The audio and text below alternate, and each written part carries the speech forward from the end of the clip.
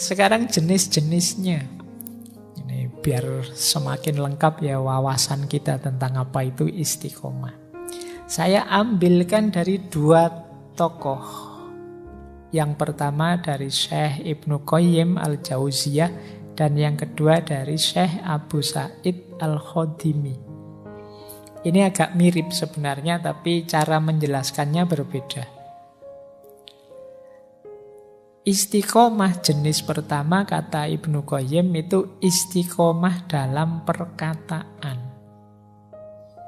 Ini yang sering kita sebut konsisten. Tadi bilang apa, sekarang tetap akan bilang itu juga. Karena dia mantep dalam kebenaran.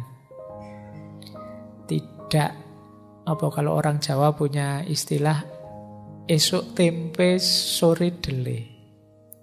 Tadi ngomong apa, sekarang ngomong apa. Sesuai kepentingannya. Enggak, kalau orang istiqomah itu karena dia yakin dengan kebenarannya, tadi begitu, sekarang juga begitu. Jadi sesuai dengan kebenaran yang dia yakini. Dia tidak mencela-mencela hanya karena ada kepentingan. Kalau ada yang kayak gini berarti orang ini tidak istiqomah dengan kebenarannya. Khususnya istiqomah dalam hal perkataan. Misalnya ada orang yang tidak dikenal terus melakukan kejahatan, dia keras sekali. Wah, itu jahat, itu salah, itu masuk neraka. Begitu temannya yang melakukan, tidak berani keras lagi. Nah, ini berarti tidak istiqomah. Tidak tegas, karena yang melakukan temannya. Yang kedua, istiqomah dalam perbuatan. Ya kalau ini ya yang normal ya, yang tadi mantap melakukan sesuatu pekerjaan. Yang ketiga, istiqomah dalam sikap. Teguh dalam sikap. Jadi sikap ini ya mental, situasi batinnya. Awalnya beriman ya untuk selanjutnya memedomani keimanan. Ini namanya teguh dalam sikap batinnya. Yang terakhir istiqomah dalam niat. Nah, jadi kalau sudah niat dikuati terus istiqomai, dijalankan terus seperti itu. Nah, ini namanya istiqomah dalam niat. Saya niat Pak, bulan ini saya mau rajin ikut ngaji terus misalnya. Ini niat. Besok kok kita jalankan benar, niatnya hidup terus. Ini namanya istiqomah dalam niat. Terus niat ini dikatakan, dibunyikan, Pak saya janji bulan ini ngaji terus. Minggu depan ditanya begitu jawabannya sama. Saya tetap bulan ini ingin ngaji terus Pak. Ini istiqomah dalam perkataan. Kemantapan hati untuk terus ngaji bulan ini namanya istiqomah dalam sikap. Tiap malam Kamis hadir ke sini, ini namanya istiqomah dalam perbuatan. Jadi tidak hanya perbuatan saja, ini yang tadi saya sebut koheren. Semua unsur diri kita istiqomah. Nah, ada lanjutannya jenis-jenis istiqomah. Ini agak berbeda meskipun kata-katanya sama. Yang pertama, kalau ini dari Abu Sa'id Al-Khodimi. Yang pertama istiqomah dalam perkataan. Istilahnya istiqomatul lisan ala dzikri wassana. Nah, kalau yang ini istiqomah dalam perkataan itu mulut kita terus berzikir, memuji Allah. Nah, pokoknya tidak berhenti-berhenti. Subhanallah, subhanallah, alhamdulillah, terus begitu. Ini namanya istiqomah perkataan. Yang keluar pokoknya yang begitu-begitu terus. Tidak ada misuh-misuhnya, tidak ada jelek-jeleknya pokoknya. Kalimat thayyibah terus. Jadi zikir wasana. Ya meskipun tidak harus demonstratif sambil bawa tasbih besar terus kemana-mana. Subhanallah, subhanallah. Nanti orang bubar. Jadi, tapi mulutnya tidak berhenti memuji Allah. Berzikir, mendawamkan, menyebut namanya. Ini memudahkan kita untuk tambah dekat, tambah cinta dengan Allah. Ini berat, kecuali memang bagi orang-orang yang di hatinya ada rasa cinta pada Allah. Seperti kalian kalau pas jatuh cinta itu kan, kamu sering menyebut namanya. Jangan-jangan passwordnya Facebookmu juga inisial namanya. Atau tanggal lahirnya. Oke ya. Baik. Nah ini jenis pertama. Oke.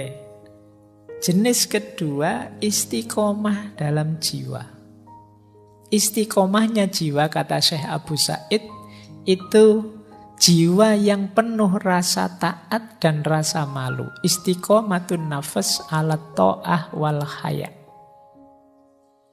Yang ada di pikiran itu menjalankan perintahnya Allah dan malu karena Allah selalu melihat kita. Jadi rasa malu ini penting. Ini kalau di Sufi makomnya namanya makom muraqabah. Merasa Allah dekat dan selalu mengawasi. Ini namanya istiqomahnya jiwa.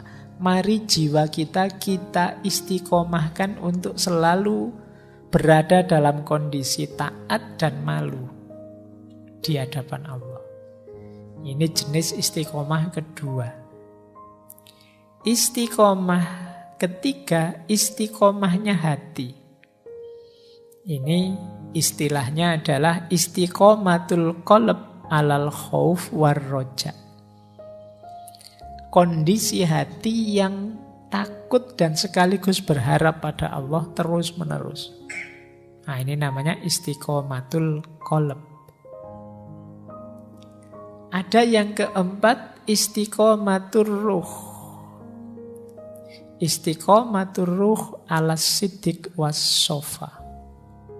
Ini roh yang selantiasa sibuk dalam kebenaran dan kesucian. Menjauhi segala yang kotor, yang keruh, yang bohong, yang curang, dan lain sebagainya. Ini namanya istiqomatur ruh.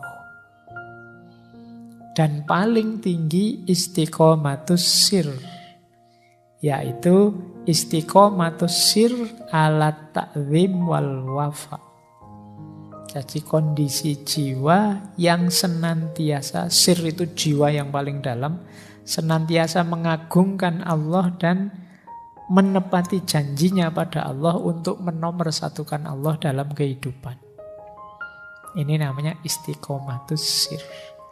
Jadi yang paling luar perkataan, masuk sedikit ke jiwa, masuk lagi ke hati, masuk lebih dalam lagi ke ruh, masuk yang paling dalam sir. Jadi ini lapisan-lapisan jiwa kita.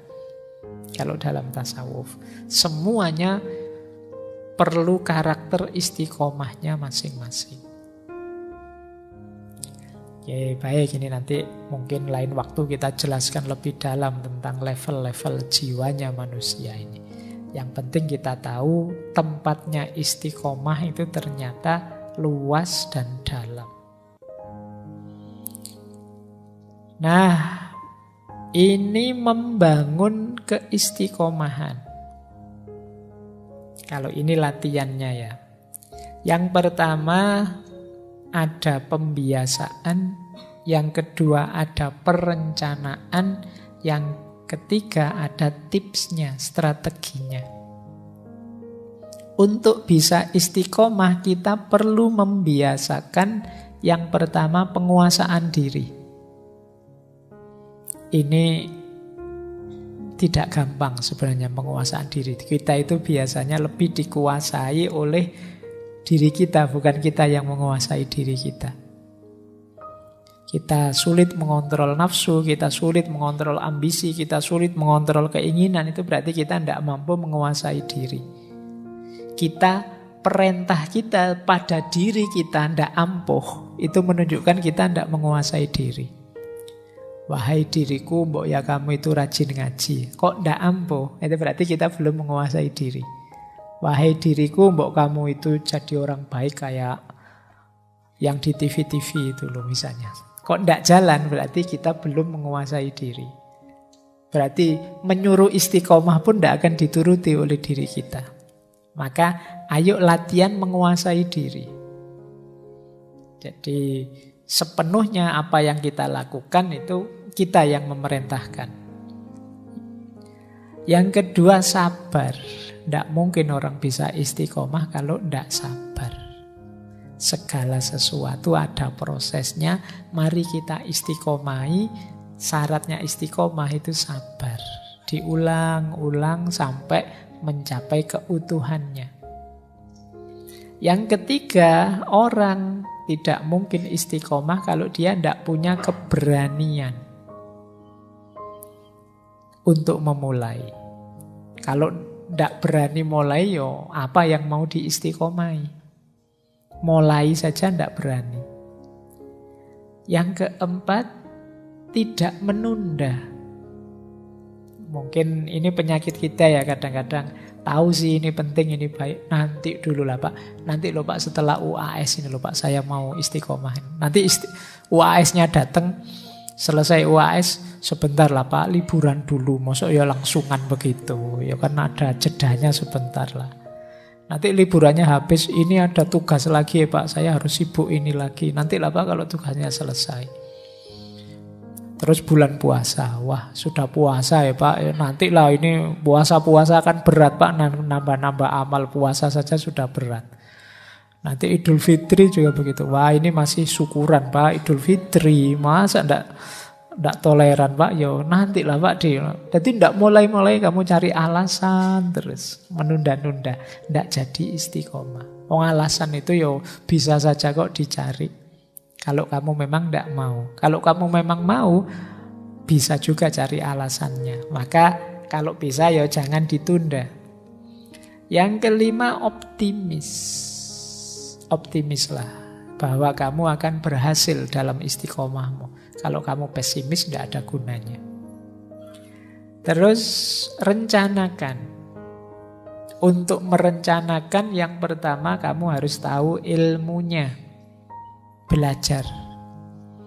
Jangan ngawur merencanakannya.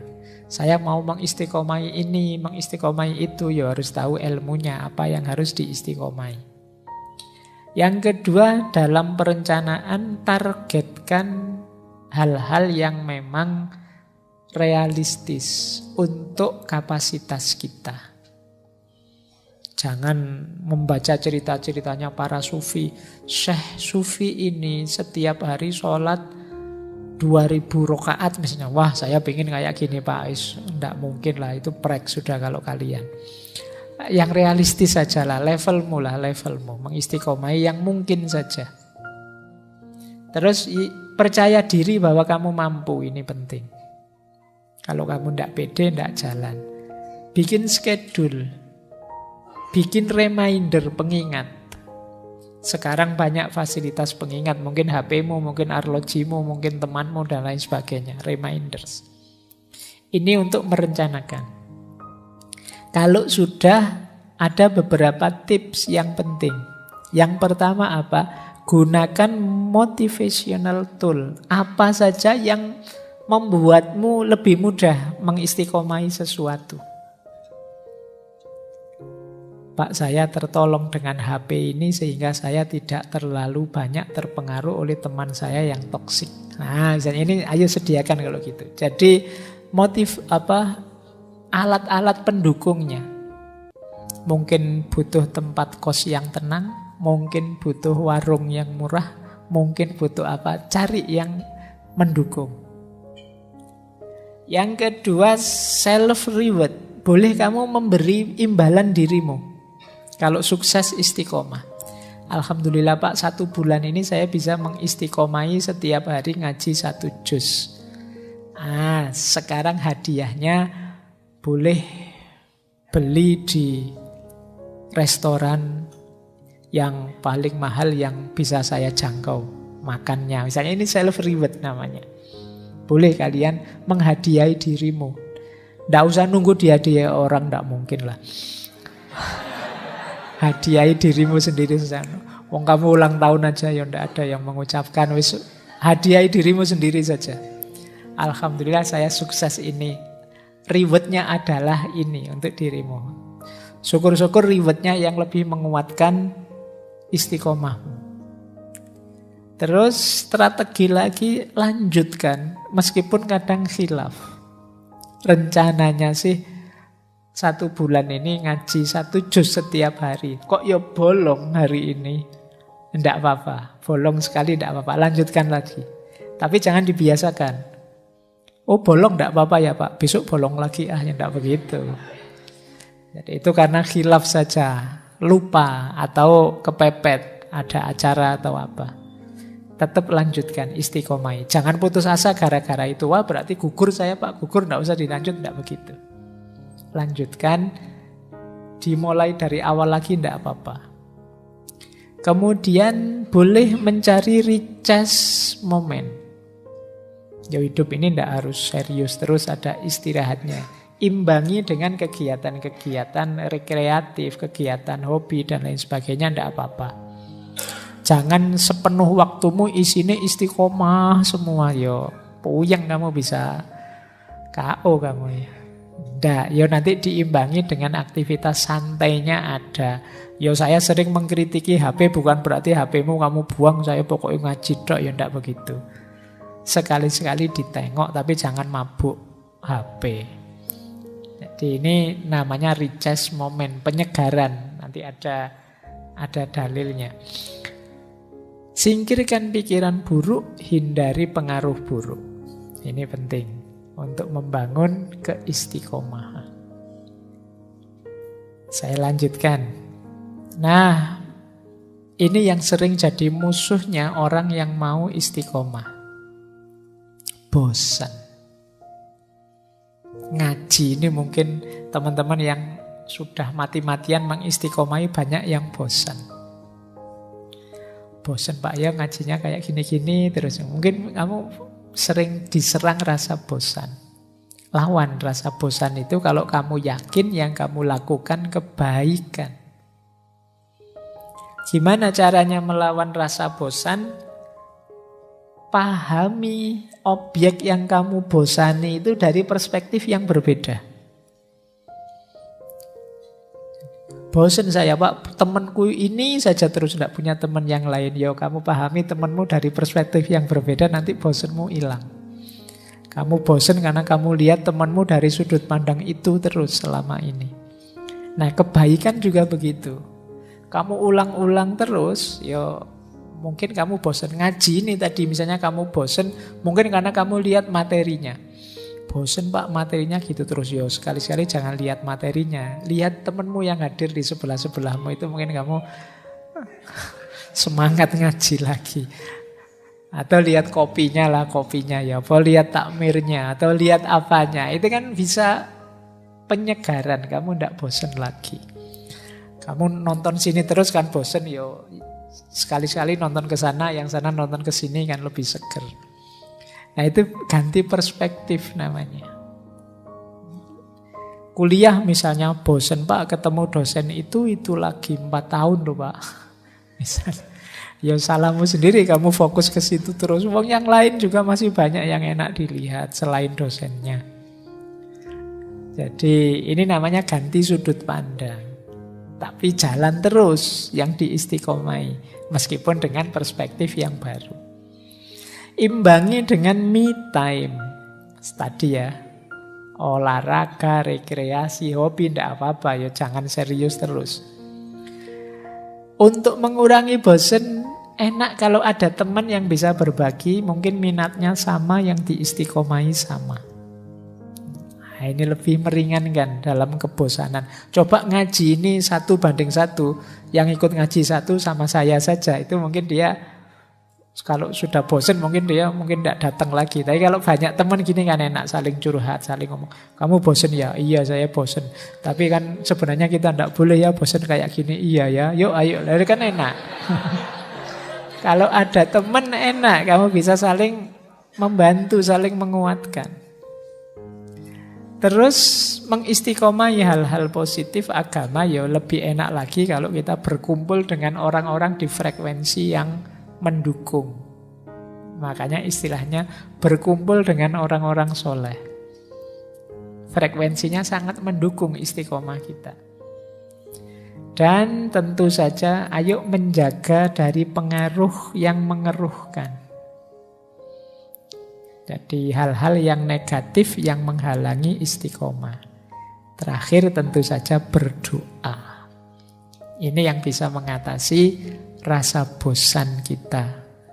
Ini contoh doa ya, ini doanya aulia dulu pernah kita bahas, Syekh Hasan Al-Basri. Ini doa dari beliau meminta istiqomah. Allahumma anta Rabbuna farzuqnal istiqomah. Ya Allah, Engkau Tuhan kami, maka berilah kami rezeki dalam bentuk istiqomah. Nah ini kalau wali ya yang diminta ini. Kalau kalian kan minta nilai, minta kaya, minta jodoh. Kalau ulama mintanya istiqomah. Karena beliau tahu pentingnya istiqomah. Maka meminta istiqomah. Lanjut, saya loncati ya. Ini ada contoh ilustrasi hadis tadi loh. Bahwa hidup ini jangan kaku terus. Ada momen-momen kita yo istirahat. Ini hadis ini ada, ini boleh dicari di Sahih Muslim. Cerita seorang sahabat namanya Hamdullah. Hamdullah ini yo serius ingin menjalankan agama. Cuma beliau ini mengeluh begini. Satu ketika beliau mendengarkan Rasulullah ceramah cerita tentang surga, neraka. Wah itu waktu pengajian itu saya harus serius menjalankan agama. Tapi begitu pulang ke rumah, asik dengan anak, dengan istri, tekad yang luar biasa tadi ya agak kendur. Dalam keasikan hidup normal, tidak di masjid. Nah ini menggelisahkan bagi Hamdullah. Terus dia mengadu. Pertama dia ketemu Abu Bakar. Wahai Abu Bakar, saya kok merasa begini ya. Padahal pengen serius loh. Tapi kok ya begitu ketemu anak istri, kalau kalian mungkin begitu ketemu temen nanti pulang ke kos-kosan ya kumat lagi aslinya. Nah mengadu, kata Abu Bakar, loh iya saya juga kok begitu ya. Ayo kita tanya saja pada Rasulullah. Nah begitu tanya pada Rasulullah, jawabannya Rasulullah, wahai Hamdullah, itu yang saya kasih tanda kuning itu saatan-saatan. Saatan-saatan itu segala sesuatu ada waktunya. Tidak apa-apa kalau waktunya santai ya santai saja. Waktunya main game ya main game saja. Tapi waktunya mengistiqomai amal baik tadi ya jalankan yang serius. Jangan serius terus. Kalau serius terus ya itu seperti hadis Aukamakol yang di paling bawah itu. Rawihul kuluba sa'atan ba'da sa'atin fa innal kuluba idza kallat amiyat. Istirahatkanlah hatimu sesaat demi sesaat. Jadi ya serius terus istirahat, ya serius terus istirahat. Kenapa begitu? Fa innal kuluba, karena sesungguhnya hati itu idza kallat amiyat. Kalau sudah lelah dia buta. Hati itu kalau sudah lelah sampai puncak kejenuhan, puncak kebosanan, itu kan tidak jernih lagi. Maka ayo yo serius, tapi nanti ada istirahatnya, ada mainnya sebentar, rekreasinya sebentar, tidak masalah. Ya seperti istilah kalian hari ini itu loh, kalau ada orang sudah tidak karu-karuan kan kita menyebutnya, oh kamu kurang piknik. Nah, kenapa kurang piknik? Kamu terlalu serius selama ini. Ayo sekali-sekali piknik. Baik, ini contoh tadi ya, bahwa memang perlu me time, perlu waktu tertentu untuk kita menikmati hidup ini biar kita juga bisa bersyukur.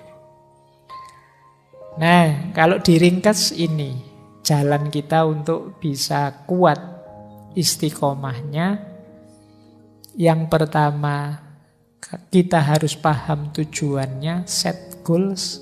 Yang kedua, stay fokus, jaga fokus terus-menerus. Yang ketiga, do not procrastinate, jangan ditunda-tunda. Yang keempat, share, biar tidak apa-apa orang tahu target-target istiqomahmu. Tidak apa-apa temanmu tahu bahwa saya ini ingin rajin Senin Kemis sekarang. Saya ini setidaknya temanmu yang tahu tadi jadi penyeimbang. Siapa tahu kamu lupa khilaf. Loh katanya mau Senin Kemis malah pagi-pagi ngajak sarapan misalnya. Nah, kan ada teman. Kalau kamu tidak cerita tadi kan dia tidak tahu. Maka share goal, tidak apa-apa. Bareng-bareng kalau punya sahabat kamu berbagi. Yuk kita bareng-bareng mengistiqomahi ini. Misalnya saya target tiap pagi nulis misalnya. Kalau teman tahu kan enak. Habis subuh jangan tidur. Tadi katanya mau nulis. Terus stay positif. Optimis lah. Dan self reward. Tidak apa-apa kamu beri hadiah dirimu kalau sukses. Dalam jangka waktu tertentu. Oke. Nah ada booster, ada blocker. Boosternya tentu saja untuk bisa istiqomah kita perlu ilmu, kita perlu ikhlas, kita perlu warok. Warok itu terjaga dari hal-hal buruk. Kita perlu qanaah, mental ridho menerima apapun jatah kita. Dan mujahadah, upaya yang terus-menerus untuk mendekat pada Allah. Ini menguatkan istiqomah. Ada blocker. Blocker ini menghalangi istiqomah. Yang pertama apa? Manja. Tidak tahan banting. Ada kesulitan sedikit saja bubar istiqomahnya. Ini namanya manja. Cengeng. Nah, mungkin badannya gagah tapi cengeng. Ada godaan sedikit terus bubar istiqomahnya. Ini kalau orang manja ini ya harus ditanggulangi. Yang kedua lalai. Lalai itu cuek. Nah, cuek juga akan jadi blocker. Disuruh istiqomah, Allah suka-suka saya lah. Lalai ini namanya. Ada lagi yang ketiga, kelihatannya sibuk luar biasa tapi tidak ada artinya kesibukannya. Hal-hal yang tidak penting semua. Jadi ini banyak teman-teman mungkin coba dicek ya. Mungkin banyak kesibukan kita sibuk sih. Mau diajak ini, wah tidak bisa saya sibuk, tidak bisa saya sibuk. Sibukmu apa? Ini loh sudah mau naik level gameku ini terus-terusan. Ini coba deh, jangan-jangan waktu kita habis untuk hal yang tidak penting. Ya, jadi terus overthinking. Mikirnya dalam sekali Pak. Ini saya mau mengistiqomai ini. Apakah kalau sudah saya istiqomai pasti Allah ridho Pak kalau saya Pak gini. Seandainya istiqomah saya tidak diterima, jangan-jangan malah saya sia-sia juga. Mikirnya dowo, orang melaku-melaku. Overthinking. Nah ini juga akan jadi blocker. Dan tentu saja akan jadi blocker istiqomah kita dosa dan maksiat. Dosa dan kemaksiatan akan menghalangi kita untuk bisa istiqomah, menggelapkan hati. Tadi sudah dijelaskan kalau hati yang gelap tidak bisa diisi dengan kebaikan. Ingat-ingat kalau bisa mari mengistiqomahi perbaikan, tidak sekedar kebaikan. Banyak orang yang bukan salah kita mengistiqomahi kebaikan itu, tapi hidup ini idealnya kan tambah baik, tambah baik. Kalau kemarin bisanya puasa hari Senin saja, ini kan kebaikan. Besok saya bisa Senin dan Kamis. Ini namanya perbaikan. Yang seperti ini jangan dituding, wah kamu ndak istiqomah. Kalau Senin ya Senin saja terus. Enggak. Jadi istiqomah itu ya mengistiqomahi perbaikan, tidak sekedar kebaikan. Lanjutkan istiqomahkan perbaikan diri yang terus-menerus. Kemudian istiqomah itu habituasi dan revaluasi, tidak sekedar repetisi. Tidak sekedar mengulang, tapi ada habituasi, menumbuhkan habit karakter. Sehingga mengakar mendalam dalam dirimu. Berarti apa? Laksanakan secara serius mendalam. Sehingga jadi karakter. Jangan dangkal saja. Iseng saja, tidak serius. Itu mungkin kelihatannya istiqomah, tapi sebenarnya cuma mengulang saja. Repetisi. Dan revaluasi, belajar terus dinilai terus perbuatanmu. Apa memang pas begitu? Jangan-jangan yang kemarin sudah benar, tapi ada yang lebih benar lagi. Ada yang lebih utama, lebih baik. Ini namanya revaluasi. Jadi istiqomah itu habituasi dan revaluasi, tidak sekedar repetisi. Nah, terakhir saya tutup dengan cerita. Ini cerita Syekh Abdul Qadir Jailani. Ini pengantar untuk minggu depan. Hubungannya istiqomah dengan karomah. Suatu ketika Syekh Abdul Qadir Jailani ini bicara di depan murid-muridnya, "Wahai murid-muridku, Jumat besok aku akan menampakkan pada kalian karomah terbesarku." Wah, ini kan luar biasa. Kalau teman-teman membaca kisahnya Syekh Abdul Qadir Jailani ini kan karomah-karomahnya banyak sekali. Nah, beliau bilang seperti ini, terus murid-muridnya penasaran. Ini berita ini menyebar kemana-mana, semua orang ingin tahu. Maka Jumatannya jadi rame sekali. Jumat itu banyak orang datang ke masjid. Nah, terus ya seperti biasa ritual-ritual ibadah Jumat. Syekh Abdul Qadir setelah Jumatan selesai, beliau naik mimbar. Kemudian tanya pada hadirin sholat Jumat. Beliau tanya, apakah kalian sudah melihat karomahku? Ya mereka belum lihat apa-apa. Tiba-tiba ditanya, ya mereka bilang, loh kami tidak melihat apapun. Ya biasa saja, ini kita masih baru selesai sholat Jumat. Terus beliau berkata, sekarang aku ingin bertanya pada kalian. Tolong jawab dengan jujur. Apakah kalian pernah melihatku meninggalkan sholat fardu? Ya, mereka menjawab tidak pernah.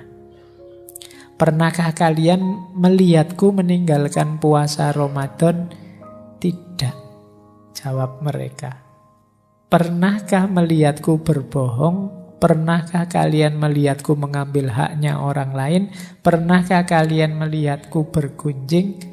Mereka juga menjawabnya tidak. Apakah sholat yang aku kerjakan berbeda dengan sholat yang Rasulullah kerjakan? Tidak.